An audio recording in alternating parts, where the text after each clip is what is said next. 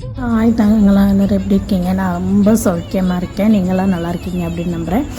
தயவு செஞ்சு மனசு ரொம்ப கஷ்டமாக இருக்குது. தயவு செஞ்சு எல்லோரும் சப்போர்ட் பண்ணுங்கள், சப்ஸ்கிரைப் பண்ணுங்கள், பக்கத்தில் பெல் ஐக்கனே கிளிக் பண்ணுங்கள். அப்போ தான் நான் போகிற ஒவ்வொரு வீடியோவும் நோட்டிஃபிகேஷன் உங்களுக்கு வரும்.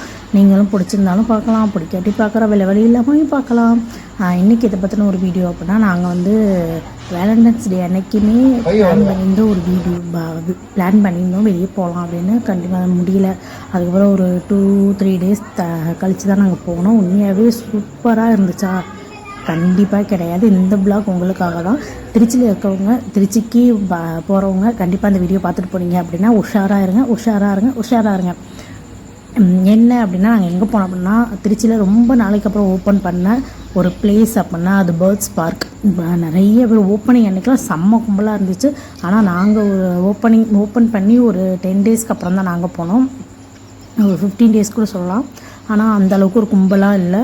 சின்ன சின்ன குழந்தைங்களாம் வந்து ஆர்வம் பார்த்துட்டுருச்சு. அடல்ட்டுக்கு வந்து 150 ருபீஸும் காமனாக நமக்கு 200 ருபீஸும் சார்ஜ் பண்ணுறாங்க. தயவு செஞ்சு இந்த வீடியோ பார்த்துட்டு போகிறவங்களுக்கு என்ன நான் சொல்கிற டிப்ஸ் அப்படின்னா, உள்ளே நல்லா இருக்குது, நல்லா இல்லை, பிடிக்கலை, அது தனிப்பட்ட ஒரு விஷயம். தயவு செஞ்சு ஒரு ஸ்நாக்ஸு, ஃபுட்டு எதாக இருந்தாலும் வேணுமோ எடுத்துகிட்டு போயிடுங்க. ஏன்னா அங்கே போய் வாங்கவே வாங்காதீங்க. என்னோடய எக்ஸ்பீரியன்ஸெல்லாம் நான் சொல்கிறேன். உண்மையாகவே அவ்வளோ காசு எல்லாமே. 200 ருபீஸ்க்கு நம்ம உண்மையாகவே முக்கம்பூர் போயிருக்கலாமா அப்படின்ற மாதிரி தோணுச்சு. ஏன்னா முக்கம்பூர் போய் கூட சலிக்கலை எனக்கு. இங்கே போய் எப்படா வெளில போவோம், அடிக்கிற வெயில், செம்ம வெயில் வேறு. அந்த காசை கொடுத்து வெயிலில் நின்று ஒன்றுமே ஒரு நாட் ஒர்த்து.